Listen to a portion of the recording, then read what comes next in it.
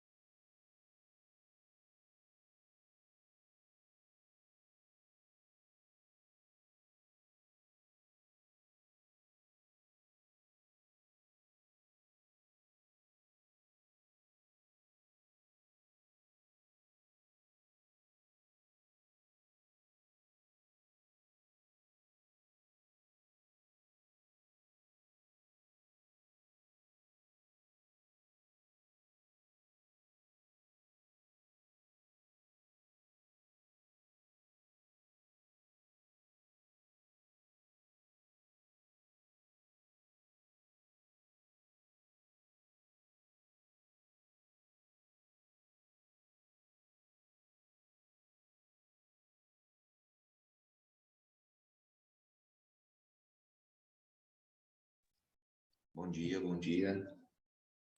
Oi, bom dia. Deixa eu ver a sala está estranhamente vazia, Margarete. Vou esperar mais um pouquinho para o pessoal chegar. Tudo Aí a bem, gente começa, tá bom? combinado.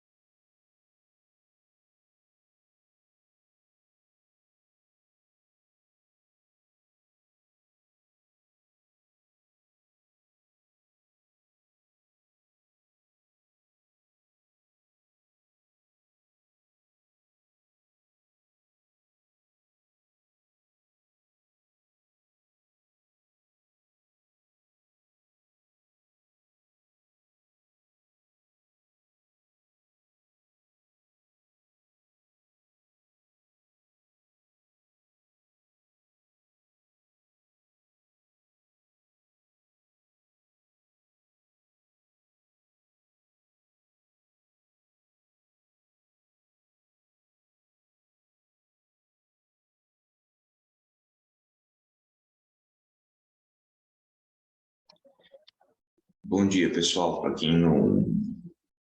quem não falei bom dia ainda, esperar só mais uns minutinhos para o moderador entrar, tá bom? Assim que acabou de entrar, então esqueçam o que eu acabei de dizer.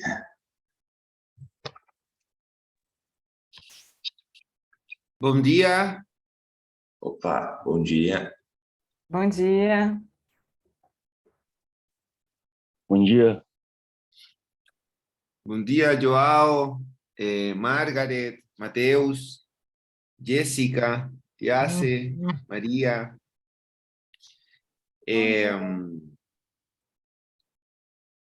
Yo, yo conozco a Jessica, Matthews, hemos estado.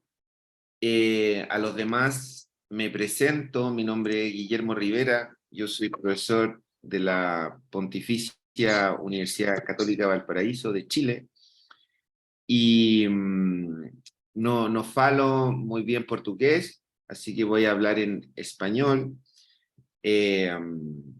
Y vamos a comenzar la sesión. Lucas Casagrande, que también es profesor de esta sesión, se va a sumar en unos minutos. Y Bárbara Bastos también se van a sumar en unos instantes. Tenemos para el día de hoy, son 3 presentaciones que vamos a comenzar en el orden que está dado en el programa. Están los presentadores, yo veo a Jessica, está... ¿Quién más presenta ahora? María. María presenta. Sim, bom dia. Maria Angelus e Thaís, estamos aqui na sala. María Angelus y Thais. Bienvenidas. Y también Margaret presenta. Sim, apresento. Vamos a comenzar entonces. Se me perdió el orden. Creo que partía María Angelus y Thais. ¿Ustedes comienzan?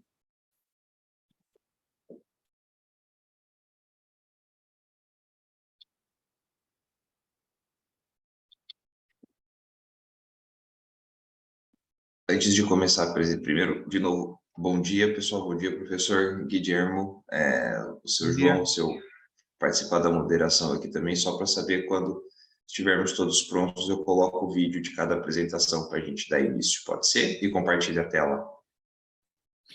Obrigado, Joao. Sí, comencemos porque los profesores se van a sumar en la medida que... pero comencemos para optimizar el tiempo. Perfeito, muito bem. Então, primeiro, só para estarmos todos na mesma página, a primeira apresentação, o primeiro vídeo, né, do primeiro artigo vai ser do Estratégia como Prática Social em um Arranjo Produtivo Local, um estudo a partir dos estrategistas culturais do Mercado Municipal de Aracaju. Ok? Vou compartilhar a tela aqui com vocês e vejam se todos estão vendo o que eu estou vendo.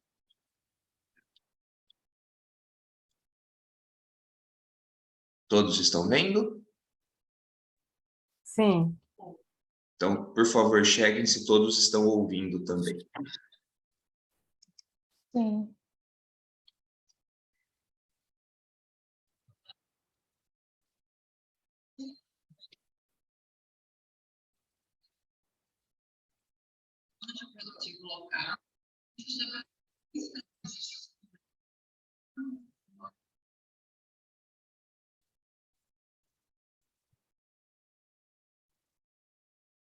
¿No se escucha? Não? No. Não. Vamos ver aqui o que está acontecendo. Só um instante, pessoal.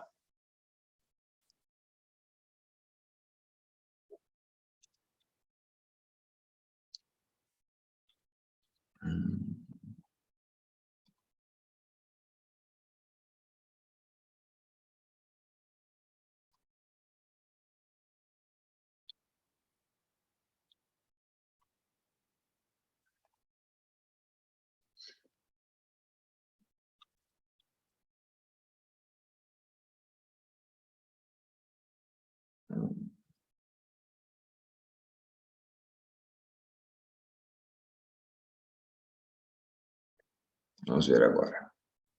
Aprovado no evento chamado SEMEAD, em que a área de estudos, Conseguem ouvir? a área que se encontra este artigo, se chama Estudos Organizacionais e o Sim, tema dá para ouvir. Ahora se escucha. Fue del inicio. Do artigo. Apresente pesquisa. Obrigado. Olá, muito bom dia, boa tarde, boa noite. Eu me chamo Margarete e vou apresentar o artigo intitulado de Estratégia como Prática Social em um Arranjo Produtivo Local, um estudo a partir dos estrategistas culturais do mercado municipal de Aracaju. Os autores deste artigo são Margarete de Souza Costa, Arthur Lopes Azevedo e o Anor da Silva Júnior. Este artigo foi aprovado no evento chamado SEMEAD, em que a área de estudos, a área que se encontra este artigo, se chama Estudos Organizacionais e o tema relacionado a organizações não convencionais. A introdução do artigo. A presente pesquisa alinhou as literaturas de estratégia como prática social e arranjo produtivo local para conduzir um estudo de caso qualitativo. É importante destacar que a estratégia como prática social, a EPS, a proposta da EPS, insere diversos praticantes no movimento do fazer estratégia. Além disso, observa um olhar sobre as práticas performadas por seus praticantes.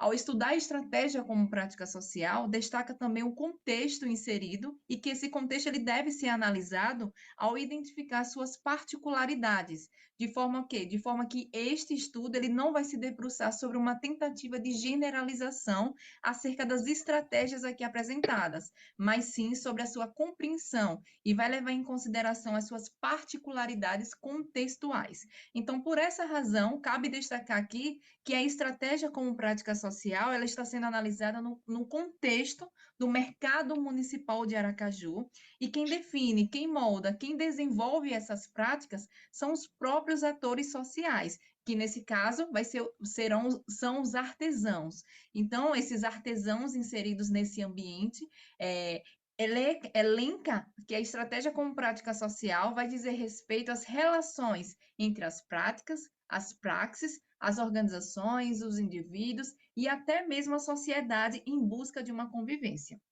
A opção pelos mercados, por investigar os mercados municipais, vai encontrar um fundamento no fato de que estas instituições são responsáveis por promover o comércio de produtos que fazem parte da economia tanto formal como também informal, e também por ser responsável, né, esses contextos de mercados municipais são responsáveis por apresentar e também por identificar características de uma cultura local.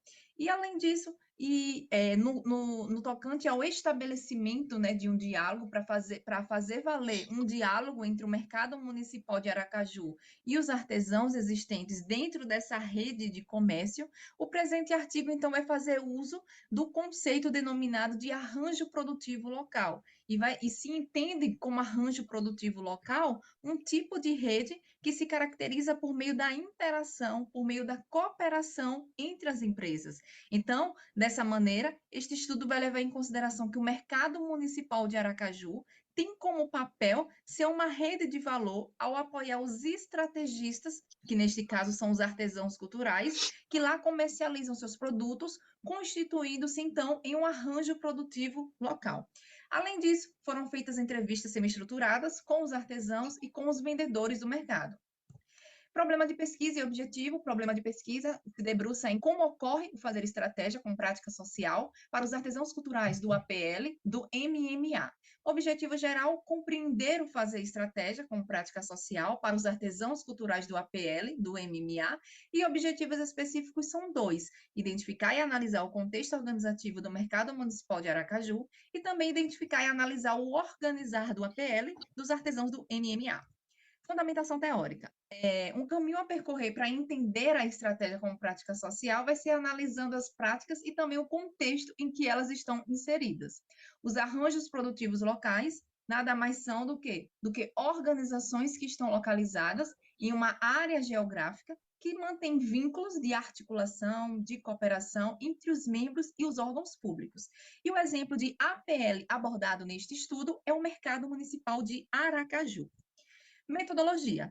Então, para estudar a estratégia como prática social na perspectiva dos artesãos culturais, optou-se pelo desenvolvimento de uma pesquisa qualitativa. E o método de pesquisa adotado foi o de estudo de caso, tendo como referência a priorização das atividades, as interações, as ações coletivas e individuais que foram desenvolvidas. A análise de uma prática e seus praticantes não é uma tarefa fácil, sabemos disso, né? Pois as interpretações e as experiências delas variam entre os participantes de uma pesquisa. Então, diante disso, o enfoque utilizado por essa pesquisa tem como propósito entender o fenômeno estudado. Durante as entrevistas, documentos como fotos, contratos, peças publicitárias foram apresentados à pesquisadora que atuou na produção dos dados, e apesar desses documentos produzidos pelos atores representarem as relações que os conectam entre os participantes de uma rede, esses não foram disponibilizados para uso na pesquisa. Então, esses documentos, eles têm um caráter ilustrativo para facilitar, para agregar a compreensão da pesquisa. Ele teve, né, ele teve esse caráter ilustrativo para facilitar e para agregar na compreensão da pesquisadora durante as entrevistas, mas esses documentos não integraram nas análises aqui desenvolvidas, nem no corpus dos dados produzido. E, além disso, foram feitas, então, 6 entrevistas semi-estruturadas, foram transcritas e analisadas com base na técnica de análise de conteúdo de Bardhan. A análise dos resultados, foi possível, então, observar que emergiram 4 práticas estratégicas, que foram as rotinas do artesão, e esta prática ela vai ocupar uma posição relevante no fazer estratégia como prática. Ferramentas do artesão, observou, então, que nem todos os estrategistas culturais optam por utilizar as mesmas ferramentas de vendas. A prática parceria entre os artesãos, não houve um consenso de reflexão entre os participantes, e a prática turismo e vendas, ela poderia ser melhor explorada pela Prefeitura de Aracaju. Conclusão, percebeu-se então na pesquisa que os praticantes artesãos do mercado, eles lidam com constantes divergências de entendimento sobre as práticas estratégicas e que essas se desdobram em interesses comuns e também divergentes, fazendo dos procedimentos de negociação entre os atores uma constante no mercado. Se, por um lado, cada praticante está inserido em seu contexto específico, por outro, verificamos que uma prática sofre uma interferência nas demais práticas e que isso pode gerar uma contradição na compreensão por parte dos artesãos na dinâmica do contexto. Contribuição e impacto, a presente pesquisa, então, buscou contribuir com o avanço da literatura sobre EPS e APL nos estudos organizacionais brasileiros, e os resultados reforçam o caráter contextual e emergente do fazer estratégia enquanto prática social. Deixo aqui os agradecimentos para a CAPES e para a FAPES, e é isso. Muito obrigada.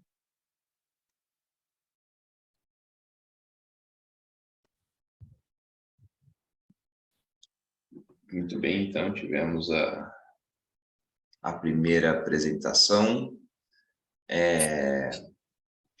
Professor Guilherme, quer comentar alguma coisinha? Muito obrigado, Margaret. A mí me parece muy interesante el investigar dentro de lo que pesquisar dentro de nuestra mesa de organizaciones alternativas, todo lo que tiene que ver con comercios pequeños, en este caso los artesanos, los mercados acá en Brasil. A mí como desde afuera me encanta ir, como estar en el mercado, pero también, como tú bien mencionas, hay un comercio detrás, hay una serie de relaciones formales y acá, importante, informales, que están detrás de los comercios y que me parece muy interesante estudiar. Y eso no solo en Brasil, sino que en Latinoamérica, donde en todos los países que uno puede ir, en las distintas culturas, van a ver estos mercados que tienen una historia, ¿no?, de nuestra cultura latinoamericana.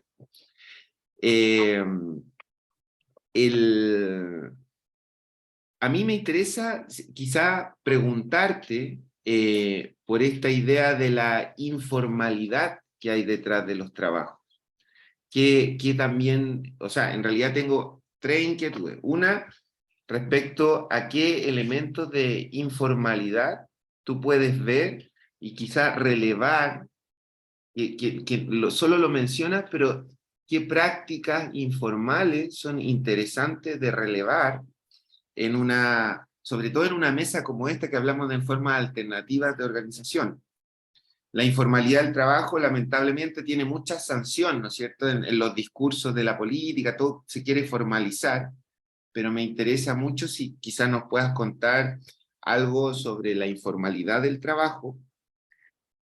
En segundo lugar, mis preguntas o mis inquietudes son más metodológicas. Tú señalas que hace un estudio cualitativo con entrevistas, y para mí es más allá que solo hacer entrevistas tu trabajo. ¿Qué quiero decir con esto? Que hay una perspectiva etnográfica, porque vos va al mercado, observa, la narrativa de los entrevistados es importante, pero también como pesquisadora, vos va al mercado, observa, interactúa con las personas, y no, la entrevista es como lo final. Uno hace todo un proceso como pesquisador que está ahí. Entonces, sugerirte que para próximos estudios aborde una perspectiva más etnográfica, porque la etnografía también incluye entrevistas, ¿me entiendes? Sí. Pero es más amplio. Y sobre todo en estos lugares donde, como mercados, qué interesante analizar no solamente lo que dicen las personas, sino que, por ejemplo, el espacio, la estructura del lugar, cómo circulan las personas, imágenes, fotos. Yo aquí extrañé algunas fotos del mercado, ¿me entiendes? Porque eso da elementos que te ayudan también a situar y contextualizar mejor. Y te quería en esta línea preguntar por los aspectos éticos. Tú, con las personas que son parte de tu estudio, ¿hace un consentimiento, solo entrevista, hace la grabación o hay algo más respecto a la ética de la pesquisa? Eso como segunda inquietud. Y la tercera, si bien nosotros estamos aquí en un diálogo académico, ¿cómo você dialoga con la política pública respecto a su pesquisa? Creo que es importante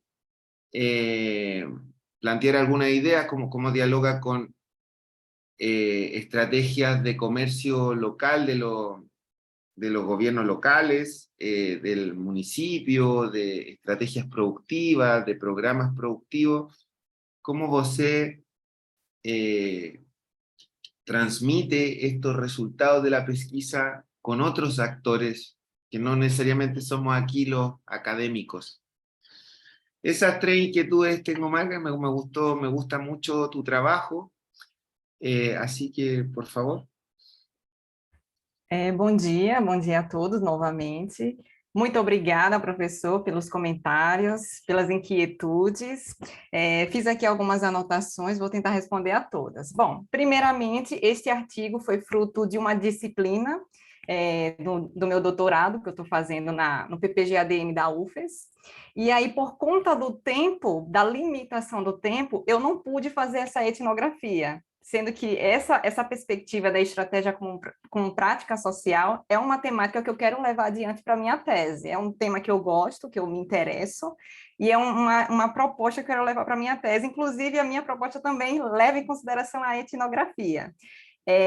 Com relação aos procedimentos éticos, por se tratar de uma disciplina, por se tratar de que eu tivesse que fazer esse artigo de uma forma mais rápida, vamos dizer assim, eu não submeti ao consentimento de ética de um programa que eu acabei de esquecer, mas eu pedi para os artesãos assinarem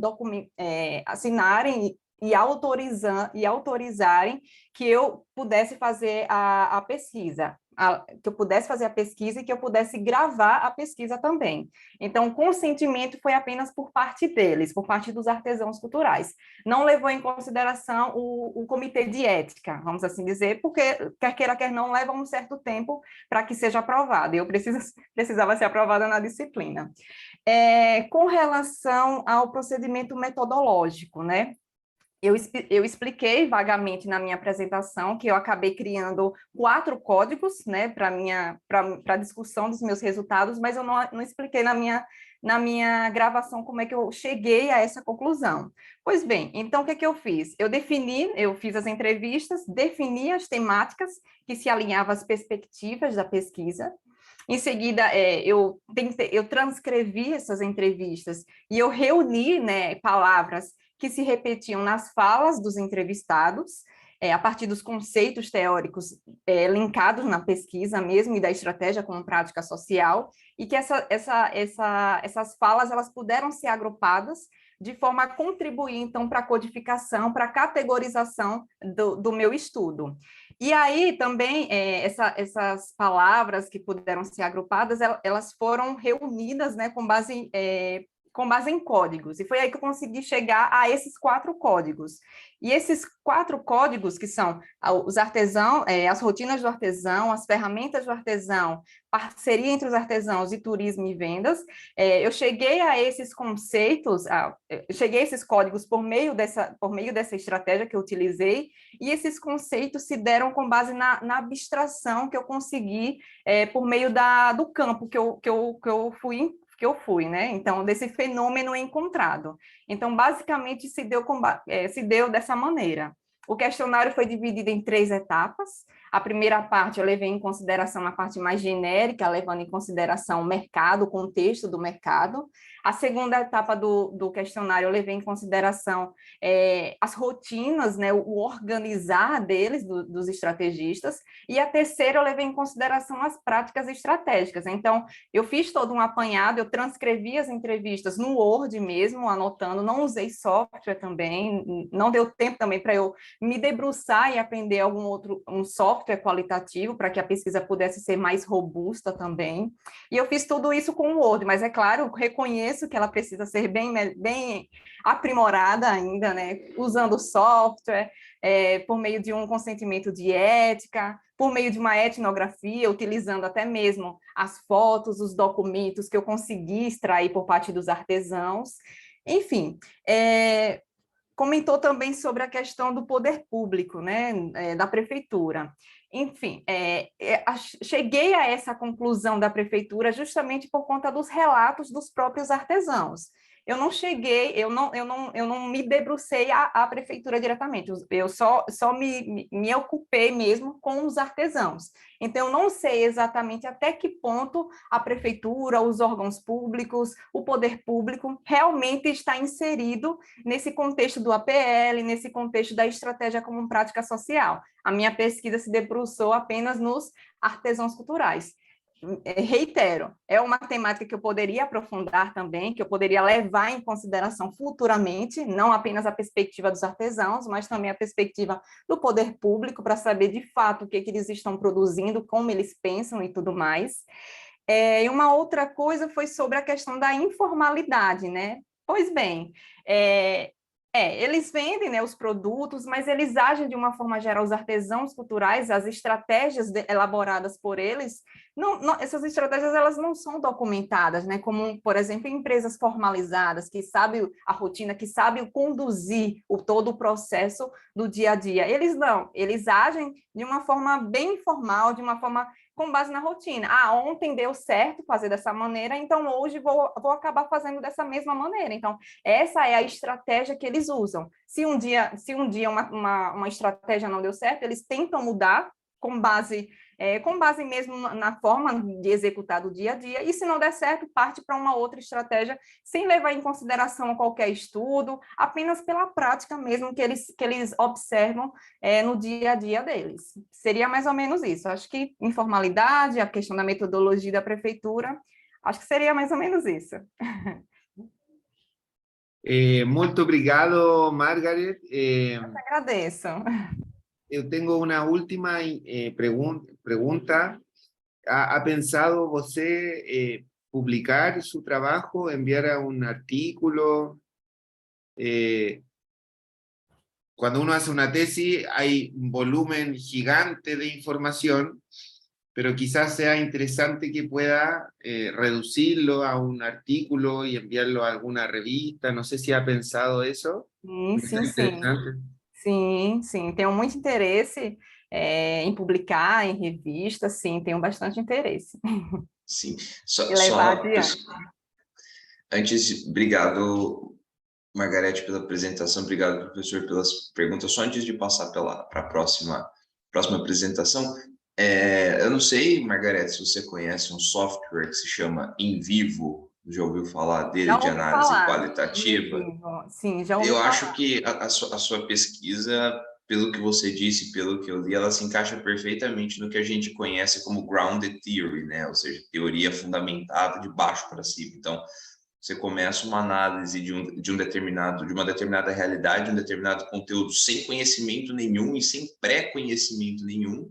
Você analisa os dados das entrevistas, dos questionários que você faz, a partir disso, utilizando, né, a codificação através você cria códigos abertos, depois você vai afunilando e criando códigos maiores, que no caso, na prática já foi o que você fez, mas o software ele dá um pouquinho mais fica mais Robustez. visual isso, né? Exatamente. Então, acho que deixo de sugestão, não sei se o professor Ok. Guilherme concorda, mas isso daí tem a cara, o cheiro e a cor de utilização desse tipo de ferramenta para aprofundamento da pesquisa. Então, deixo de sugestão. Ok, muito obrigada. Isso aí, pessoal. Então, vamos, para a gente não ficar muito para trás no tempo, a próxima apresentação que temos aqui chama-se Economia Solidária, a produção científica brasileira nos eventos da ANPAD entre os anos 2000 e 2020, tá bom? Vou compartilhar a tela aqui novamente com vocês. Vejam se estão vendo o que eu estou vendo. Deixa eu ver aqui, share. Vamos nessa. Olá, me chamo Thaís Silva de Souza, sou graduanda em Administração na Universidade Federal da Paraíba. E juntamente com Maria Ângela Soares e José Bezerra, apresento esse artigo com o título Economia Solidária, a produção científica brasileira nos eventos da ANPAD entre os anos 2000 e 2020. Introdução. O contexto do nosso artigo para a CID é que a economia solidária pode ser considerada como outro modo de produção, cujos princípios básicos são a propriedade coletiva associada ao capital e o direito à liberdade individual.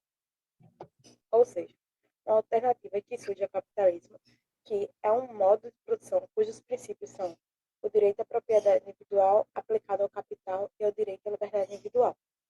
Para Catani, reflete que um grande desafio para as múltiplas manifestações da outra economia é elas colocarem-se como realizações de padrão social, ecológico, político e também tecnológico, superiores ao capitalismo convencional. É possível considerar que a área da administração pode trazer contribuições importantes para o desenvolvimento da economia solidária por meio do ensino, da pesquisa e da extensão. As três palavras-chave deste artigo é economia solidária, bibliometria e eventos científicos.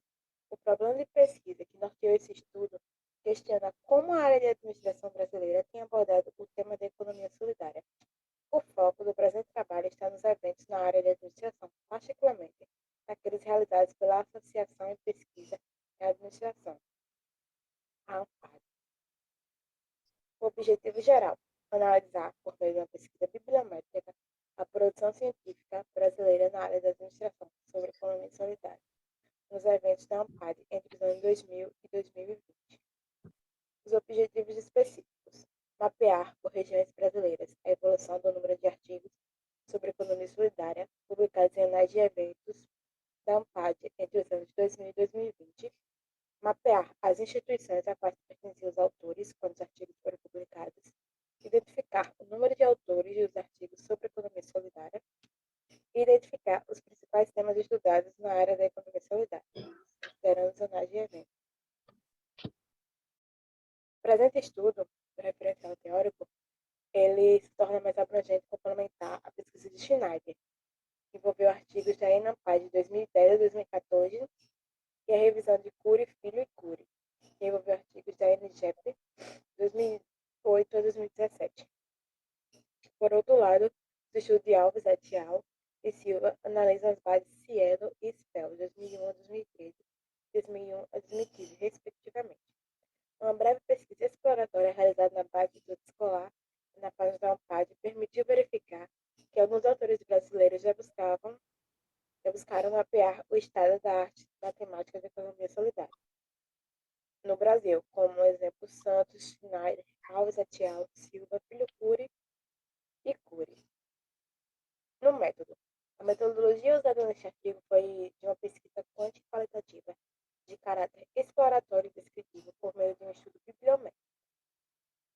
O estudo bibliométrico realizado nesse projeto coletou dados de produção científica brasileira sobre economia solidária nos eventos da área de administração, com foco naqueles realizados pela ANPAD, compreendido entre os anos 2000 e 2020. Os dados foram coletados no endereço da ANPAD e os dados quantitativos foram tratados por meio de estatísticas simples e apresentados por meio de tabelas e gráficos, enquanto os dados qualitativos foram apresentados por meio de análise de conteúdo, sendo apresentados por meio de quadro e nuvens de palavras. Ao lado é encontrada uma tabela, onde mostra o evento histórico e as edições realizadas e analisadas. No primeiro encontro da ANPAD, o evento da ENAMPAD, anais disponível desde 1997, que é realizado anualmente, conteve com 21 edições, e assim os outros eventos podemos visualizar. Os resultados. Aqui podemos visualizar uma tabela com todos os eventos, o total de artigos e o total de artigos sobre economia solidária e a sua porcentagem. Inicialmente, é importante registrar que verificamos uma grande diferença na quantidade de trabalhos que pautam a temática da economia solidária em cada evento analisado. Como exemplo, a ENAPAD, que teve um total de 18.800, e na economia solidária, 41, totalizando uma porcentagem de 0,22%.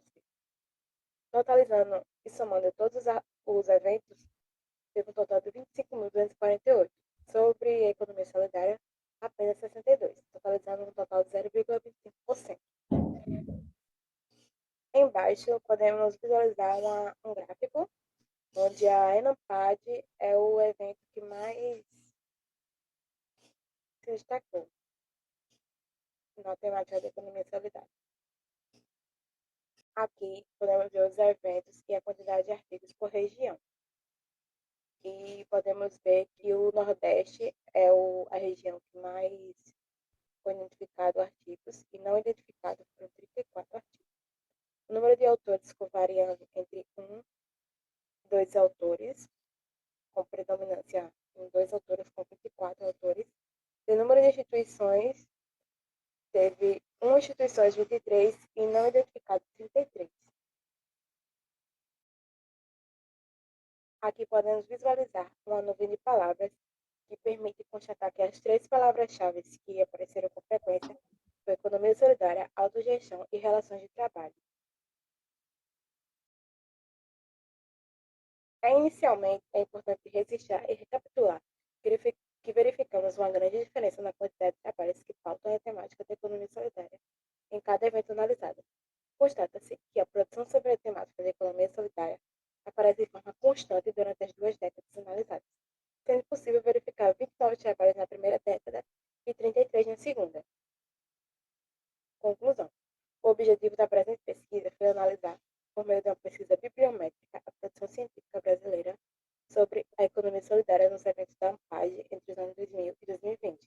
Foram analisados os seguintes eventos: ENAPAD, EMA, 3ES, ENEL, ENAPG, NGPR, ENAD e ENEPG. No intervalo de tempo definido nesse estudo, esses eventos receberam 25.248 trabalhos, dos quais 62 tratam sobre economia solidária, o que representa apenas 0,25% de toda a produção científica apresentada nesse conjunto. Em relação às temáticas de interesse dos pesquisadores, foi possível constatar a predominância de 3 palavras-chave: economia solidária, autogestão e relações de trabalho. Nesse sentido, a pesquisa demonstra que ainda existe muito espaço que a área de administração contribua para o fortalecimento da economia solidária no Brasil. No que diz respeito à distribuição geográfica da produção científica sobre a economia solidária mapeada nesse estudo, foi possível identificar que o Nordeste lidera essa produção, seguido pelo Sudeste, Sul e Centro-Oeste. No entanto, esse cenário poderia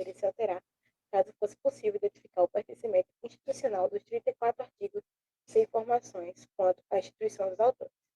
Portanto, finalizamos nossa contribuição relembrando a constatação de Singer, apresentada no início desse trabalho, que reflete sobre a necessidade de apoio científico e tecnológico para que a economia solidária passe paliativo dos males do capitalismo para um verdadeiro competidor desse sistema. Desse modo, reforçamos o convite para que outros pesquisadores debrucem sobre esse campo organizacional, contribuindo para o seu fortalecimento no seio de uma economia plural. Essas são algumas referências utilizadas no artigo e no slide. E muito obrigada. Gratidão.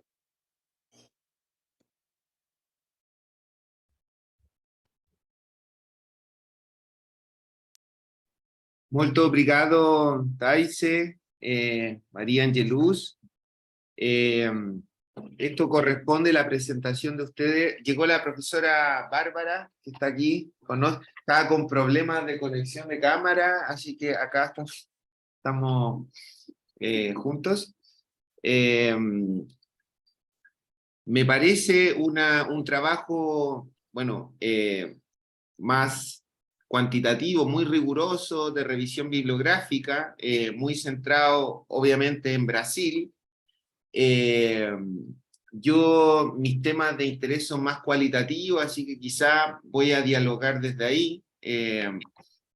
Me parece importante hacer estos temas de revisión bibliográfica. En general, para los estudiantes de maestría, doctorado, son muy relevantes estos estudios de ir revisando qué es lo que se produce, pero más aún en el caso de la administración, en el sentido de instalar los temas como economía solidaria. O sea, poner una mesa como que la estamos proponiendo nosotros también podría haberse llamado mesa de economía solidaria en un contexto de CMEAC. Entonces, es importante que estos conceptos, que son un poco, no están en el mainstream, que se vayan instalando. Eso es muy, muy relevante, poder ver cómo se instalan conceptos como economía solidaria u otras formas alternativas de organización en eventos científicos más clásicos, porque no es fácil eso en Brasil, en Chile o en Latinoamérica, bueno, incluso en el contexto europeo también es difícil instalar esta forma alternativa de pensar la economía, lo local. Entonces, me parece muy, muy relevante esto. Ahora, también tengo 3 inquietudes que quiero dialogar con ustedes.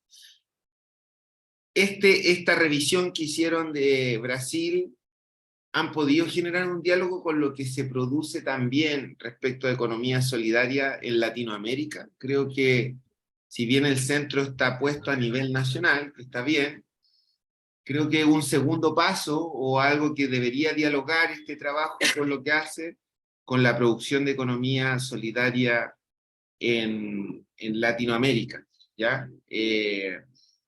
Porque hay mucho, se está escribiendo mucho, hay mucho. Yo, por ejemplo, soy editor de una revista que se llama Psicoperspectivas, y el año 2020 nosotros sacamos un número especial sobre economías solidarias, ¿ya?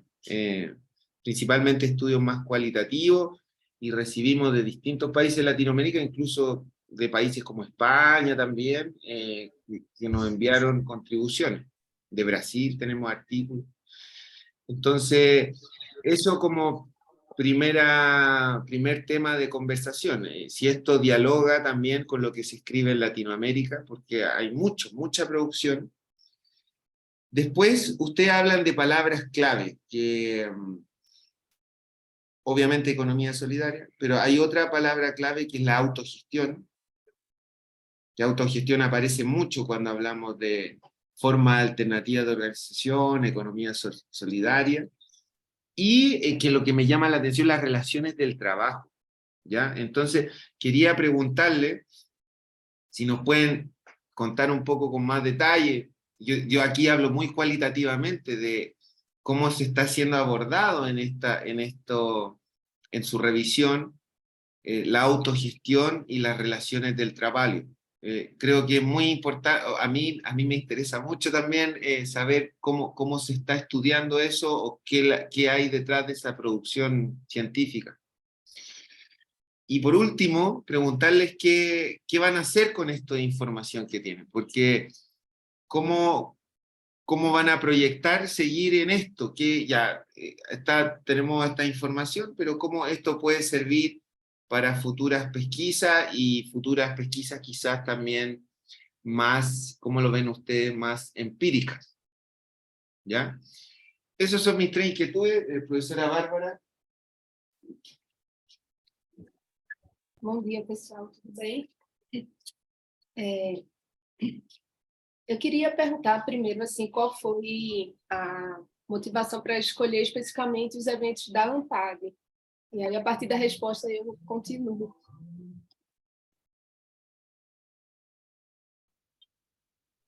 Bom Bem, dia. bom dia. Vocês estão me ouvindo bem? Que a minha conexão aqui está um pouco instável. Sim. Vocês me escutam? Sim. Sim. Bom dia. Então, eu vou começar respondendo a pergunta da professora para ela desenvolver as outras questões, né? Quando nós aqui na Universidade Federal da Paraíba, no campus onde eu trabalho, nós desenvolvemos no ano passado tanto um projeto de extensão com foco na economia solidária, e a gente queria muito trabalhar essa indissociabilidade entre extensão e pesquisa e ensino, né? E então a gente fez o projeto de extensão e, paralelo, fez o projeto de pesquisa. E aí, quando nós começamos a pensar na pesquisa, a gente pensou em trazer, né, de fato, compreender de fato o que os pesquisadores brasileiros da área de gestão estavam, como é que eles estavam discutindo o tema da economia solidária. E aí a gente encontrou alguns outros trabalhos, né, que também se debruçaram sobre os eventos da ANPAD, né? Claro que o projeto de pesquisa, ele como um todo, a gente gostaria de traçar um desenho dos eventos brasileiros, né, na área de administração, e aí incluindo, por exemplo, o CEMEAD, né? Mas, naquele momento, né, com o tempo que a gente tinha e os recursos que a gente tinha, a gente resolveu, então, começar pelos eventos da ANPAD, né, e depois, gradativamente, seguir para analisar outros eventos, né? O ideal seria avaliar também os periódicos, né? Mas a escolha de começar pela ANPAD se deu para dialogar com esses trabalhos que já tinham sido realizados anteriormente, num período de tempo menor, e também por essa questão de condições, né? Esse projeto que a Jéssica, aliás, a Jéssica não, a Thaís, que a Jéssica era nossa outra colega de grupo de pesquisa, esse trabalho que a Thaís acabou de apresentar, ele é fruto de um PIBIC, né? Então, é um trabalho ainda com alunos de graduação, num período de tempo muito curto, né, para ser desenvolvido. É isso, professora. Perguntei porque eu tenho percebido que o tema da economia solidária, no olhar de estudos organizacionais, tem sido explorado muito mais fora de ANPAD e CEBEL, que é da Sociedade de Estudos Organizacionais, do que outros temas. Eu sei que tem um evento na Bahia, eu acho que é na Bahia, que é de gestão social, que concentra muitos trabalhos e pesquisadores dessa temática, e tem também outros eventos relacionados de alguma forma que puxam o tema. Então, eu tenho a sensação de que na ANPAD, na verdade, é algo que pode ser explorado. A gente entendeu a representatividade do que está na ANPAD em relação ao universo de produção na temática da economia solidária. E eu pensei que um caminho para isso pode ser investigar através de pesquisadores também, procurar pessoas, autores que costumam publicar, e no currículo Lattes e ver onde estão publicando. No próprio currículo Lattes, fazer filtros por palavra-chave, acho que é uma forma também interessante de achar, ou pelos programas de pós-graduação, e aí mapear pesquisadores da temática via informações dos programas de pós-graduação. E aí a gente poderia ter uma visão mais abrangente do campo, né? Já que a ideia é mapear o campo, eu acho que esses são alguns caminhos que poderiam dar ver melhor os contornos, onde o pessoal está indo mais, né? E, de repente, também podem ter pesquisadores de outras áreas que abordam questões organizativas da economia solidária. Eu sei que tem. E aí o desafio seria estabelecer quem entra e quem sai do que a gente quer analisar, né? Porque, sei lá, alguém de ciências sociais está estudando questões organizativas da economia solidária. Eu vou considerar como produção em estudos organizacionais ou não vou? Né? Então, aí tem que pensar bem quais seriam esses critérios. Só me permitem também só fazer o último comentário antes de passar para a próxima apresentação. Eu acho que o trabalho tem muita informação aqui que pode ser explorada para próximas pesquisas, por exemplo. A própria nuvem de palavras-chave, uma nuvem de palavras-chave, ela não diz muita coisa se ela não tiver relacionada, se as palavras principais não tiverem relacionadas, e se essas palavras não forem relacionadas através de uma teoria que sustente elas e que propague as ideias que elas querem dizer para a gente. Na própria... No parágrafo, né, análise de nuvem de palavras permite constatar que as 3 palavras que aparecem com maior frequência são economia solidária. E aí, o que a gente pode tirar a partir disso, né? Quais são as conclusões para os próximos passos? Qual que é uma agenda de pesquisa para a economia solidária para os próximos passos, que eu imagino que certamente exista. Então, acho que a partir das informações que já estão aqui, já dá para ramificar possivelmente mais 2 ou 3 trabalhos que já tem uma base metodológica, uma base de conteúdo mais ou menos pronta, aí a questão ia ser o método mesmo, né? Uma coisa mais qualitativa, uma coisa mais quantitativa, enfim, várias e várias possibilidades, mas tá tudo aqui já, então é simplesmente dar uma filtrada e complementar os conteúdos, mas agradeço muito a participação, parabéns pelo trabalho. Agora a gente vai passar para a terceira apresentação do dia, que é o trabalho que se chama Microcrédito para o Desenvolvimento Local, o caso do município de Pedro II, tá? Vou compartilhar a tela aqui com vocês e... Opa.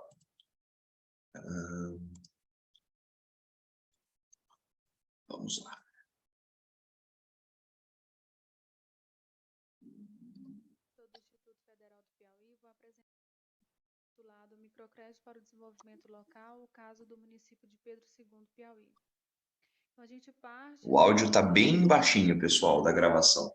Esse Em aqui. uma parcela da população que é mais pobre, ela vai atender pessoas com uma renda maior, por exemplo, acima de 5 salários mínimos, como esse dado do Banco Central. E para resolver esse problema de exclusão do sistema financeiro tradicional, a gente tem as políticas públicas de microcrédito. No entanto, os estudos de Gurgel e Braga trazem que nem mesmo essas políticas conseguem atender aqueles mais pobres. Então, diante disso, alguns autores vão defender que os bancos comunitários são organizações mais promissoras para oferecer esses créditos e promover o desenvolvimento local. Por conta disso, o objetivo do trabalho é investigar os efeitos do microcrédito ofertado por banco comunitário no desenvolvimento local, em comparação com programas nacionais de microcrédito.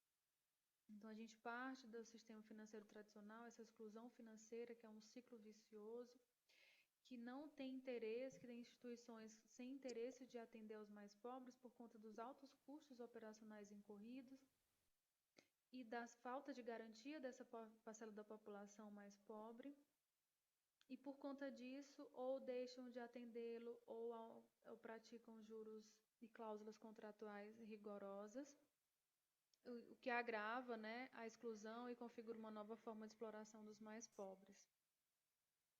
Então, diante desse cenário, surgem programas de oferta de microcrédito que trazem mecanismos mais adaptados à realidade desses excluídos do sistema financeiro. Aqui estão algumas características do microcrédito, que vai trazer a figura do aval solidário, que é uma metodologia, um instrumento que facilita o acesso a essas pessoas, a proximidade com o cliente, o valor e a renovação dos empréstimos são acompanhados, é um crédito adequado ao negócio, é um crédito orientado. As garantias reais, as garantias são dadas pelo aval solidário e o impacto social causado a esse acesso para as atividades produtivas, aumentando a renda das famílias. No entanto, os estudos de Braga e Gurgel trazem que existem limitações e preferências ainda muito parecidas com o sistema financeiro tradicional no atendimento às pessoas com poder aquisitivo maior em detrimento dos mais pobres. Diante disso, surge uma terceira via, que são os bancos comunitários de desenvolvimento. Os bancos comunitários, eles têm um caráter local, a começar pela criação e gestão, são criados e geridos pelos membros da comunidade. A solicitação de crédito leva em consideração critérios mais sociais, de relacionamento dessas pessoas, dos solicitantes com os agentes de crédito. E, além disso, os bancos comunitários criam tecnologias sociais próprias, como as moedas sociais, para fazer com que a circulação do dinheiro fique na comunidade, gerando trabalho e renda, e não tenha uma fuga para outros locais. Quando a gente fala na importância do desenvolvimento local, a gente lembra do processo endógeno, como diz Buarque, que tem a participação dos membros daquela comunidade para resolver seus problemas locais. É o que França Filho chama de a via sustentável solidária, onde as pessoas daquela comunidade se reorganizam em torno dos problemas locais e de redes de economia solidária como estratégia de superação dos seus problemas.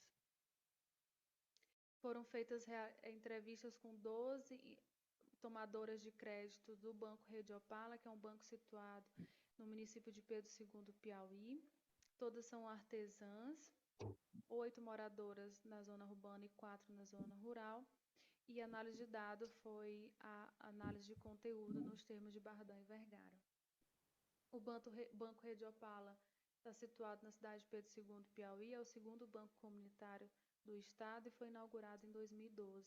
Em 2015, 120 famílias foram beneficiadas com crédito para a produção.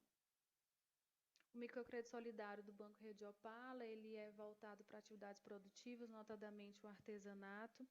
O crédito é liberado individualmente ou em grupo, no valor de R$ 250, sendo dividido em 5 parcelas de R$ 50, com a carência de um mês. O montante emprestado é visto como pequeno pelas entrevistadas, mas suficiente para honrar o pagamento. É interessante destacar que o valor liberado pelo Banco Rede Opala não é em moeda, é em nota de fornecimento que é apresentado ao comerciante parceiro do banco, que fornece o material ao tomador de crédito e este não tem contato nenhum com o dinheiro, o que retrata na fala da PP11, uma entrevistada que vai dizer que se pegasse no dinheiro talvez desviaria. Então, o insumo pego com o comerciante parceiro vai realmente para a produção. Além disso, muitas relataram que a inconstância no funcionamento do banco é um dos problemas encontrados, em geral, pelos bancos comunitários.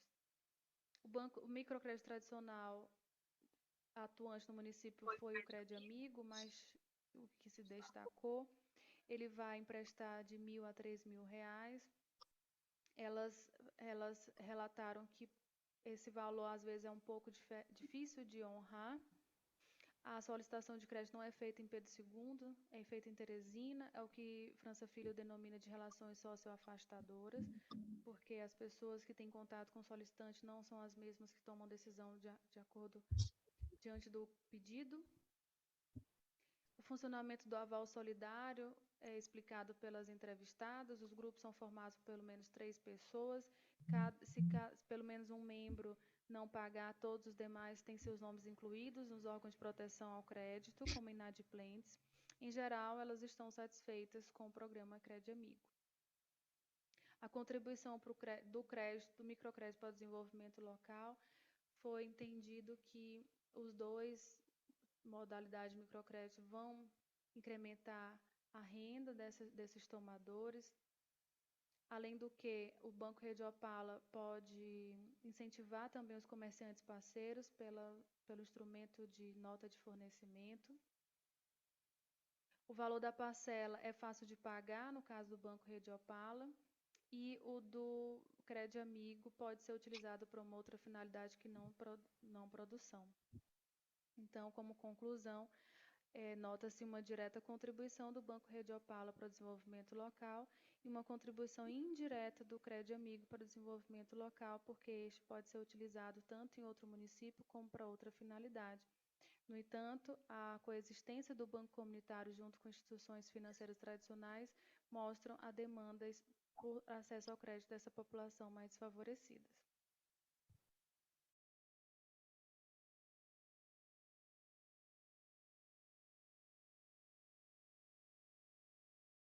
Eu peço desculpas, pessoal, porque o áudio estava bem baixinho. Eu tentei colocar no máximo aqui, mas estava bem baixinho.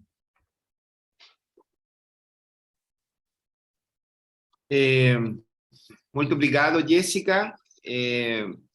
Nós tuvimos sesión Sapiens, donde nos detuvimos mucho en tu artículo, en tu trabajo. Fue una sesión muy buena, con mucho tiempo, y mi inquietud va en la línea de lo que conversamos en la sesión Sapiens. Pues fue hace un par de días. Yo te preguntaba por algunos elementos, pensar críticamente también esta idea de la deuda como forma de gobierno, sugerimos algunos autores ahí. ¿Qué has podido pensar durante estos días en relación a esta idea más crítica también que uno puede tener de la deuda y los microcréditos? Entonces, esa era la inquietud que te quería plantear, considerando que no hay mucho tiempo. Voy a ir en esa línea.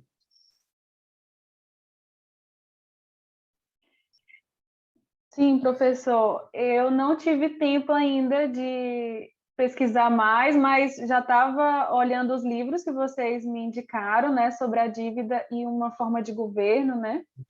Super interessante essa perspectiva e eu vou me aprofundar mais.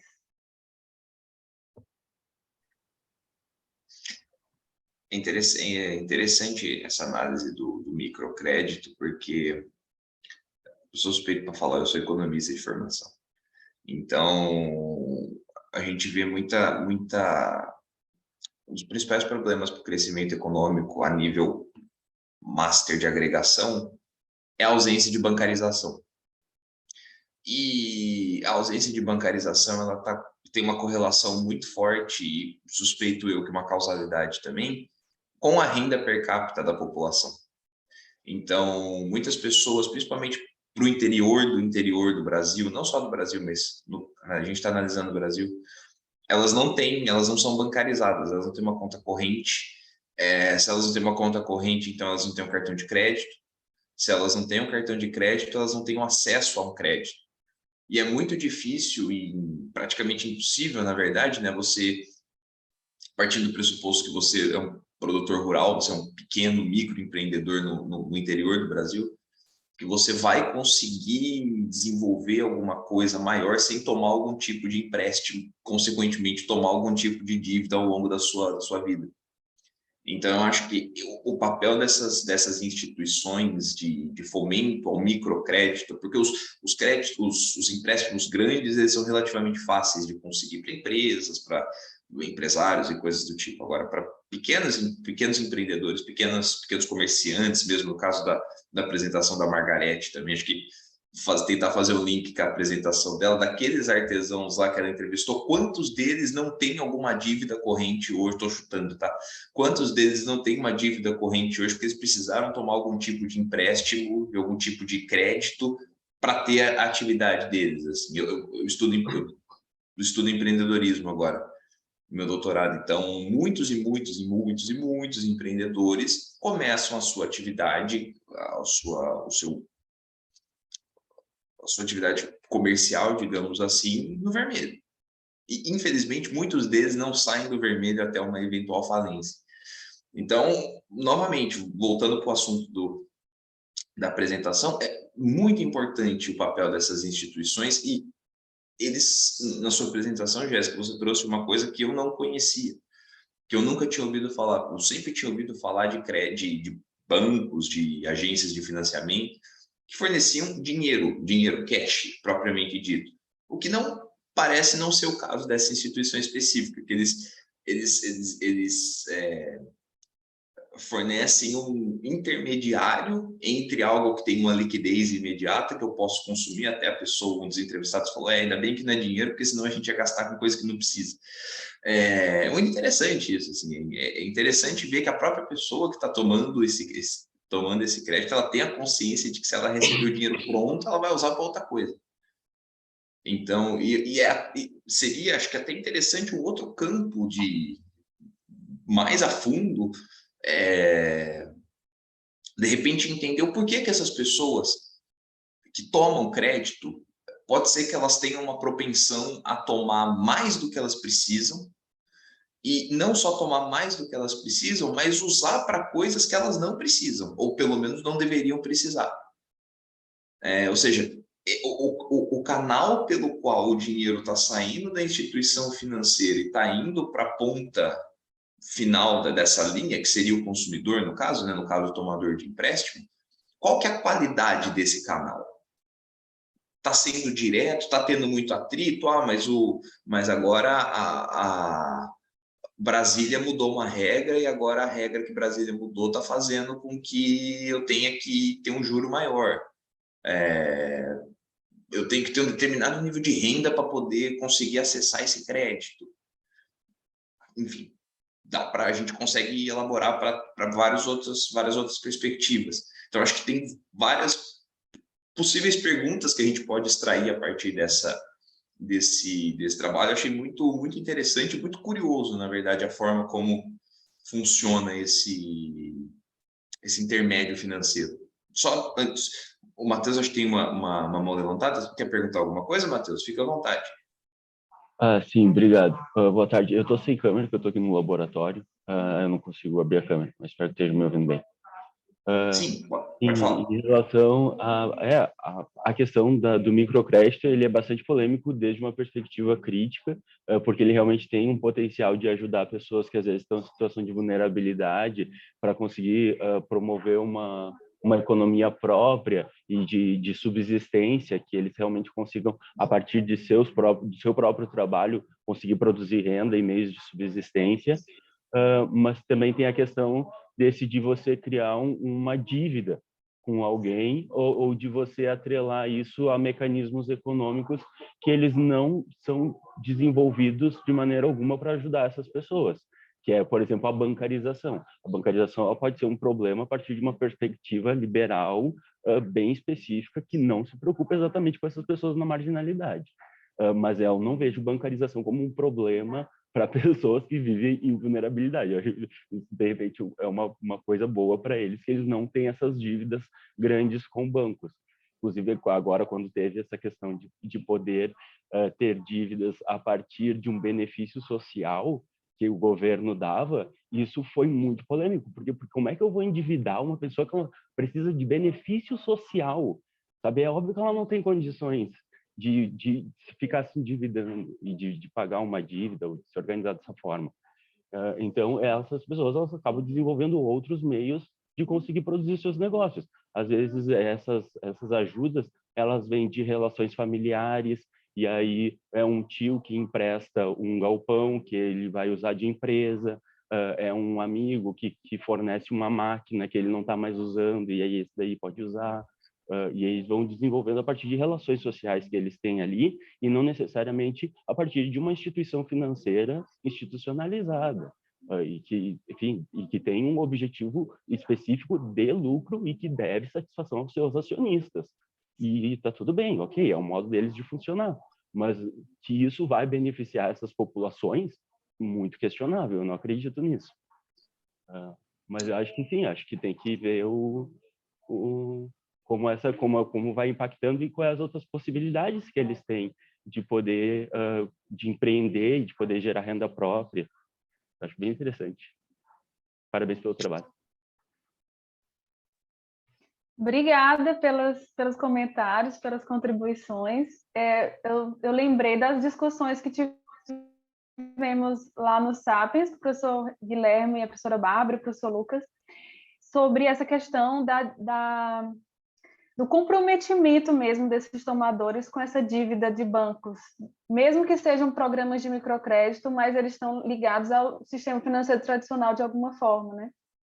E aí, como que uma entrevistada ela estava devendo ao banco comunitário, ao Banco Opala, só que ela não estava com essa sensação de dívida, assim, de obrigação, de medo, de receio, por ser colocada numa instituição de proteção ao crédito, né? Ter seu nome negativado, como inadimplente, etc.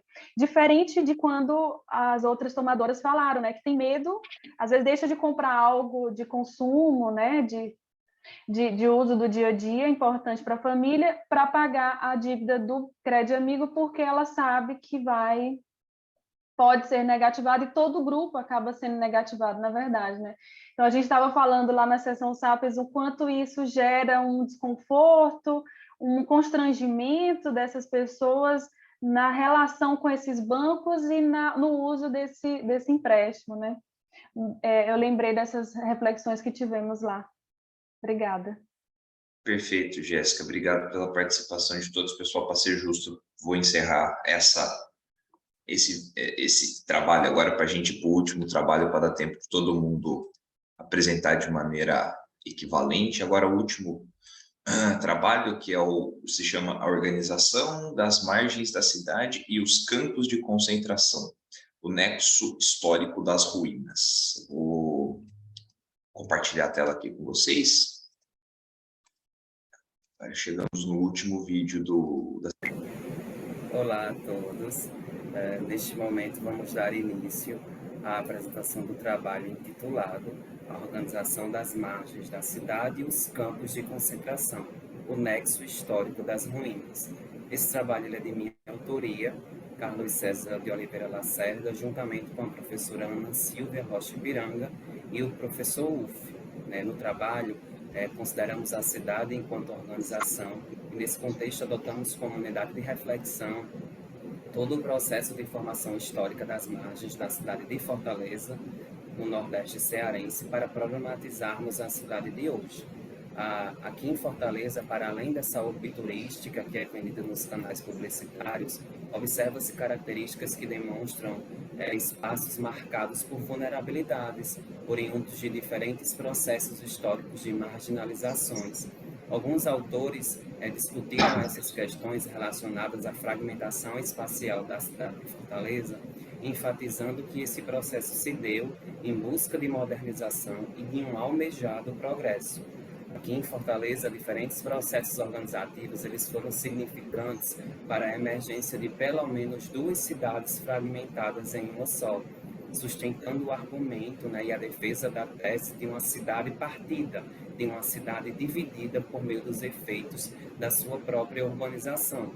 De um lado, temos a zona leste da cidade com um significado de progresso e modernidade, para o turista ver, para o turista vivenciar esses espaços, ou seja, a cidade sendo vendida como mercadoria, e de outro lado temos a zona oeste da cidade como pobre e miserável para o próprio povo viver. Essas diferentes questões nos motivaram a compreender esses processos na cidade de Fortaleza e sintetizamos toda a nossa problematização em torno de uma questão de pesquisa: como ocorreu o organizar das margens da cidade de Fortaleza. Em termos teóricos, o nosso trabalho ele encontra-se na conjunção entre as discussões sobre a cidade na área dos estudos organizacionais, juntamente com a abordagem da história na administração, que se apoiou, entre outros autores, nos conceitos de Walter Benjamin, formulado nas suas teses sobre o conceito de história, publicadas originalmente em 1940. A metodologia do trabalho é uma pesquisa histórica, por meio do qual foi constituída uma coleção de arquivos documentais. Ao final, foram contabilizados um total de 193 arquivos documentais que organizaram a coleção documental da pesquisa. O processo de análise do nosso trabalho ele foi realizado à luz da historiografia, por meio de um conjunto de procedimentos relacionados à escrita da história, segundo Michel de Certeau. As nossas primeiras impressões historiográficas evidenciaram que a formação das margens da cidade de Fortaleza foi frequentemente relacionada aos períodos de seca da região, assim como os consequentes processos de migrações da população do interior do estado do Ceará para a capital Fortaleza. Esses eventos marcaram os anos de 1877 e se intensificaram nos anos de 1915 e 1932. Períodos esses em que a cidade ela vivia o auge das políticas governamentais higienistas, inspiradas pelo movimento europeu da Belle Époque. Para conter essas ondas migratórias, foram organizadas então as políticas governamentais de confinamento por meio da criação dos denominados campos de concentração. Esses espaços, em tempos idos, eram alojamentos improvisados pelo Estado, instalados estrategicamente nas rotas de migração e serviam para abrigar os migrantes das estiagens. Algumas ruínas dos campos de concentração ainda resistem atualmente em determinadas regiões do estado do Ceará, como é o caso do campo de concentração do Patu, instalado em 1932 na cidade de Senador Pompeu, microrregião aqui do sertão cearense. Com o fim da seca, os retirantes eles foram obrigados e convidados a retornar para o seu local de origem, ou seja, o sertão. Nesse momento, evidenciamos que foram utilizadas algumas estratégias, obviamente pouco efetivas, como a distribuição de passagens, para que esses migrantes retornassem. No entanto, alguns retirantes permaneceram em Fortaleza e ali se instalaram com suas famílias em espaços marginais, circunscritos nos arredores da cidade, e fizeram dessas margens seu lar. Dessa forma, intensificando, em consequência, a formação de amplas margens urbanas que ainda hoje caracterizam e organizam a cidade. No decorrer dos anos, foram se organizando nesses espaços as atuais comunidades marginais que compõem diversos bairros a oeste da cidade, como, por exemplo, podemos citar o bairro do Cristo Redentor, Barra do Ceará, Moura Brasil, e o bairro do Pirambu, que é considerada a maior favela do Ceará e a 7ª maior do Brasil, tendo sua formação ocorrida por meio de um processo de urbanização informal após a desativação do campo de concentração do Urubu, que lá existiu em 1932. Para finalizar, refletimos e problematizamos que esse estudo ele questiona essa crença no progresso, progresso de quê e progresso para quem da cidade, a partir da perspectiva do conceito de ruínas de Benjamin, representadas por um não lugar originário de um passado misterioso, relacionado a essa história que foi contada das práticas governamentais de exceção e de confinamento por meio dos campos de concentração. Esses processos atribuíram novas interpretações e novos significados à organização atual das margens da cidade, indicando uma impossibilidade de vislumbrar um futuro enquanto essa crítica do passado não se concretizar. Refletimos também que, ao compreender essas questões à luz dos estudos organizacionais, problematizamos sobre como pode ser planejado, construído e organizado um amplo projeto de exclusão de pessoas consideradas atrasadas, sujas e, portanto, indesejadas, sustentado por esse discurso progressista e que perpassou por várias décadas e em diferentes governos. Refletimos sobre os aspectos relacionados à própria gestão, a quem ela serviu no passado, tem servido no presente e a quem ela servirá no futuro.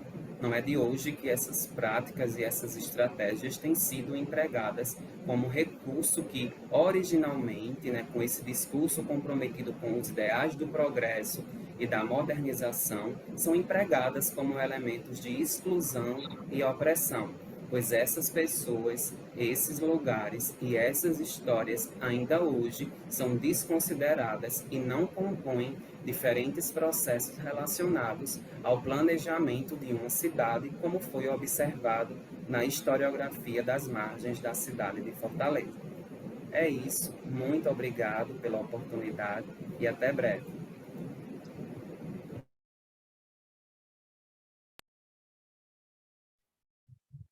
Olá, obrigada pela apresentação, muito interessante esse trabalho.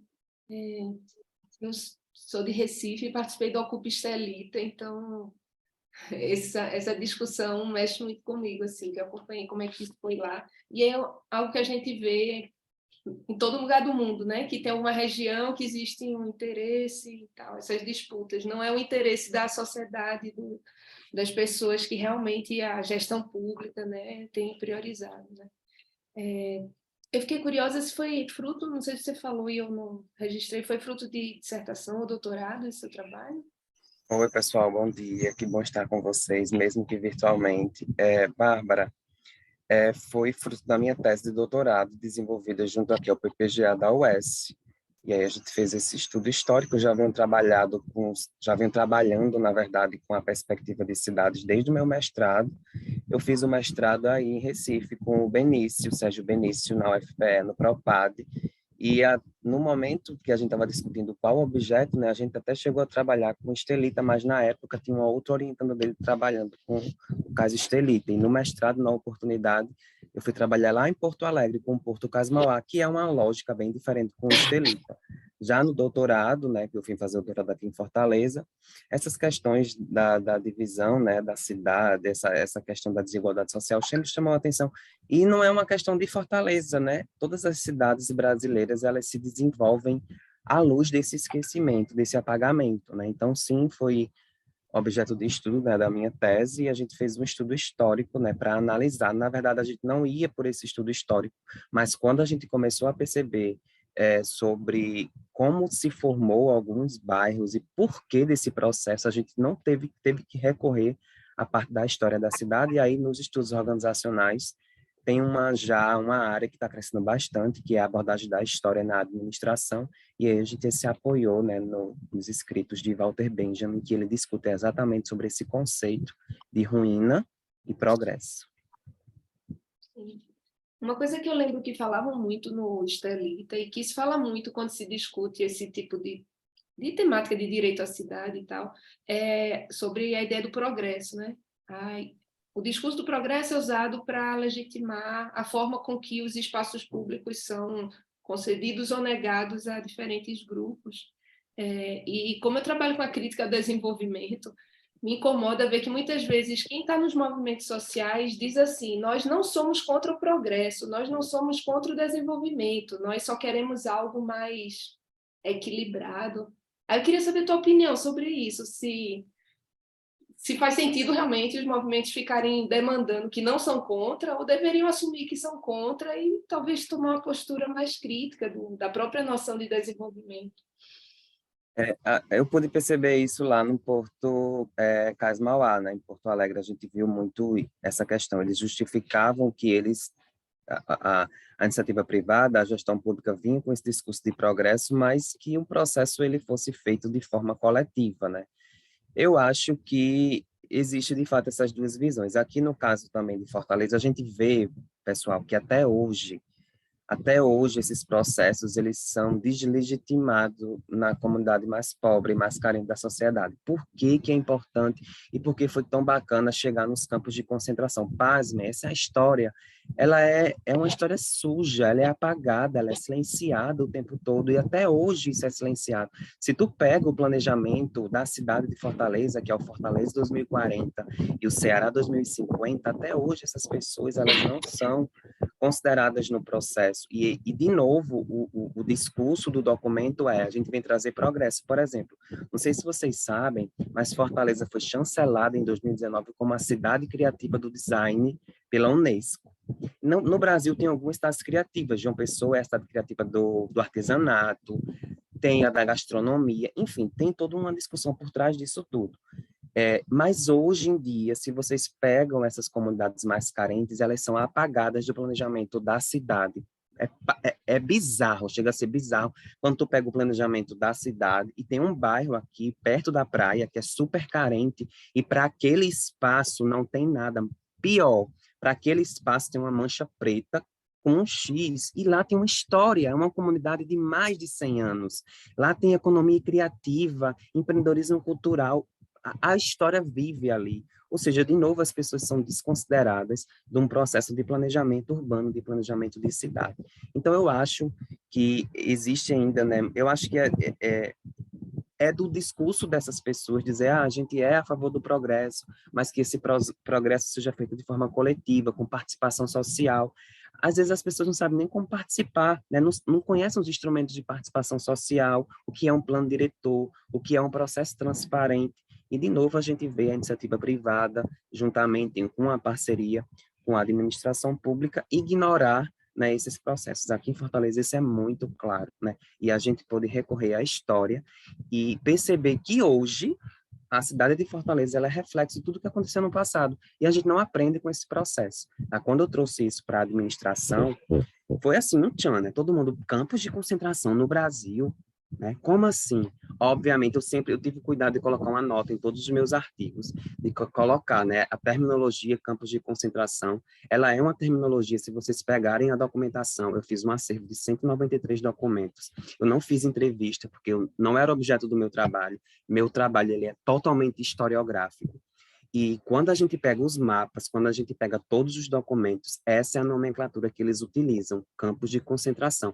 E esses campos, essa nomenclatura foi utilizada até mesmo antes da Segunda Guerra Mundial. Então, obviamente, que a gente associa, né, aos holocaustos, os campos nazistas.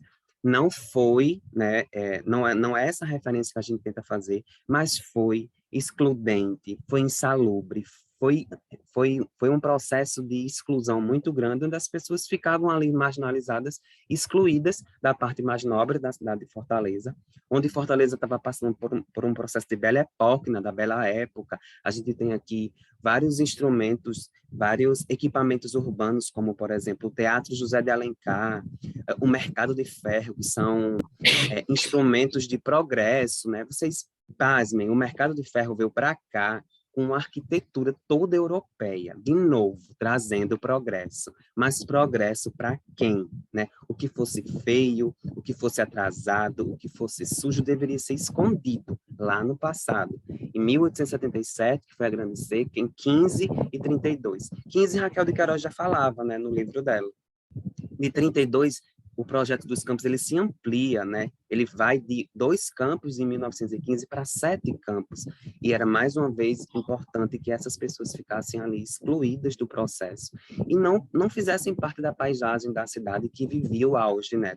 Dessa Paris, né? Se vocês olharem meus documentos, tem documentos que mostram na Belle Époque que as pessoas se vestiam, né, num calor horrível de Fortaleza, as pessoas se vestiam com trajes europeus porque elas queriam ser modernas, né? E a gente questiona progresso e modernização para quem? Eu acho que foi essa grande lição, a grande lição que a gente refletiu, né, nesse processo e trazendo um pouco para a nossa área dos estudos organizacionais e justificando ainda mais a área, né, que são organizações não convencionais, que a gente não estuda muito as cidades, o desenvolvimento de cidade está sendo, né, a partir mais de agora e, sobretudo, relacionando com a parte da história. Pode falar, Matheus, e depois eu faço o meu comentário e encerro a nossa sessão, que a gente está chegando no horário. Pode falar. Na verdade, eu tinha perguntas para o Carlos. Carlos, de qual área você é? Eu sou administrador, tá? Graduação, mestrado e doutorado, só que desde a minha graduação eu venho trabalhando com questões mais políticas, críticas e sociais da administração e me encontrei na área dos estudos organizacionais. E aí tem um grande processo, né? Administração, estudos organizacionais. Desde o mestrado eu venho estudando cidades e no doutorado eu ampliei cidades, articulando com essa questão da abordagem da história a partir do Historic Turn, tá? Dentro dessa abordagem a gente tem uma virada histórica nos estudos organizacionais que trabalham essa parte da história dentro dos processos de gestão, mas no meu caso, gestão de cidades, mas administrador de formação. Ah, certo. Agora, em estudos organizacionais, principalmente, está crescendo bastante a área de território e de espaços organizacionais, que é tentando fazer essa intersecção entre geografia ou entre história, espaço, construção de espaço e a organização do espaço, né, dando a relevância para o contexto onde ocorre a organização. E, eu achei engraçado porque, claro, até você usou o Walter Benjamin porque você escolheu uma abordagem histórica, mas em relação ao espaço eu fiquei pensando muito no Milton Santos, né, no livro da natureza do espaço, que eu gosto muito, assim, eu acho que a maneira como ele explica essa relação entre periferia e cidade, como se dá a construção das cidades, principalmente no Brasil, eu acho muito interessante o que ele faz. e eu achei engraçado estar fora do teu trabalho e ter usado mais os autores europeus, que nem o Certeau também, que bastante específico. Mas eu achei muito legal, que bom o seu trabalho, parabéns. Obrigado, Matheus. A gente, de fato, chegou a pensar sobre essa possibilidade, só que ficou uma coisa assim tão complexa, né, de trazer outros autores. Benjamin, ele é um autor muito complexo, né, assim, eu já trabalhei com Foucault na dissertação, achava, né, uma super viagem. Ana Silva, minha orientadora, fez: César, se tu trabalhou com Foucault, tu vai trabalhar com Benjamin. Eu achei pior trabalhar com Benjamin, eu lia, não entendia nada, mas a gente pegou somente esses dois conceitos, ruína e progresso. E o Benjamin, Matheus, ele tem um livro que o nome do livro é Passagens. O livro de Passagens de Benjamin, ele fala exatamente sobre o desenvolvimento urbano, sobre cidade. Então, em Benjamin, eu consegui beber tanto da parte de cidades quanto da parte da história. Não consegui trabalhar bem, porque senão ia ficar uma coisa assim, né, muito difícil de trabalhar. Chegou um momento que eu disse: meu Deus, o que é que eu estou fazendo? Acho que todo mundo chega nesse momento da tese. Mas sim, eu acho que daria para a gente, né, ter um braço com alguns autores brasileiros e que nos ajudam muito a compreender sobre os processos urbanos. Obrigado pelo teu apontamento. Y también a Bárbara, ¿no? Carlos, en esa línea de lo que está planteando, me encantó tu trabajo, me gustó mucho tu trabajo. Creo que en un espacio como este es muy importante en los estudios organizacionales y no es muy común, no es muy común. Y mi pregunta es más, tenemos poco tiempo, en honor al tiempo, digamos, es teórica, porque sí, ya Benjamin, ¿no es cierto?, Desertó, están hablando de autores europeos. A mí me interesa mucho, dentro de los estudios organizacionales, las perspectivas teóricas más decoloniales. Y en Latinoamérica tenemos importantes autores, no sé, yo me acordé del trabajo de un profesor colombiano, Santiago Castro Gómez, que hace algo similar en Colombia, muy similar a lo que estás planteando tú, Gross Fogel, está la Silvia Rivera en Bolivia. Por ahí hay algún diálogo con autores de la decolonialidad, digamos, del poder, en tu trabajo, en alguna reflexión, o cómo insertamos el diálogo más desde el conocimiento latinoamericano. Esa es una inquietud, Carlos. Professor, eu agradeço, e a gente chegou a conversar muito sobre isso. Decolonialidade é um assunto que a Ana Silva, minha orientadora, trabalha muito, né? E a gente questionou muito: a gente está trabalhando com um problema social, um problema da nossa cidade, e a gente está bebendo em outros autores e tudo mais. Assim, eu não tenho muito o que falar sobre isso. Eu acho que a gente estava trabalhando com alguns outros estudantes, né? E quando a gente começou a ler sobre o assunto e nos deparamos com o conceito de ruína de Benjamin, se encaixou perfeitamente no que a gente estava querendo trabalhar. Mas, obviamente, eu acho que isso não exclui a gente abrir, né, essa possibilidade, como eu pretendo, né, levar esse trabalho para um pós-doc. Eu acho que não deu tempo, né, assim, de fechar tudo isso. Eu tive que fechar a tese, mas sim, eu penso em abrir essas possibilidades. Isso foi conversado comigo e no meu grupo de pesquisa, o grupo de estudos organizacionais aqui do PPGA da UES. A questão era que tinha outros estudantes, né, justamente nessa linha da Ana Silva, trabalhando com os autores dessa discussão da decolonialidade. Então, a gente optou, né, foi mais uma escolha mais teórica, já que a gente procurava tanta coisa, e quando eu chego nas ruínas, ruína não no sentido mais de conceito, eu estou falando de ruínas porque hoje existem aqui no Ceará ruínas que evidenciam a existência dos campos de concentração. Em Fortaleza isso não tem, isso mostra de novo que Fortaleza ela cresce e ela se desenvolve à luz do esquecimento, né, porque a gente não tem uma memória para registrar tudo isso.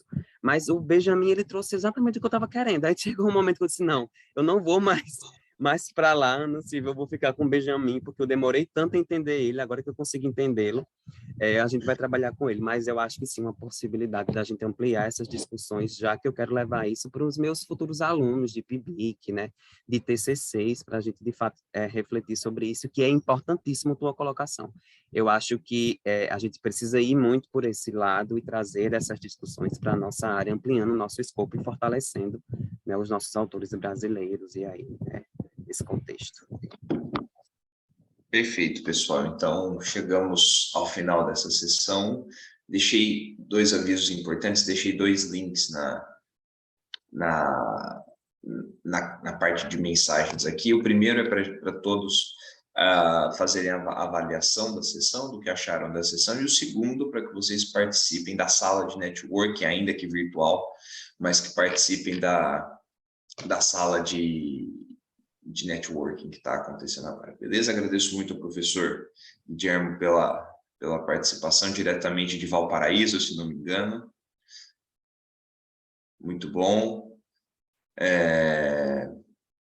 Agradeço a todos pela participação, parabéns a todos que tiveram os trabalhos aceitos e apresentados, e que a ciência vá se evoluindo, pequenos passos sempre, porém constantes. Então, agradeço muito a participação de todos e desejo um ótimo dia a todo mundo. Obrigado, pessoal. Até a próxima. Obrigada, bom dia a todos.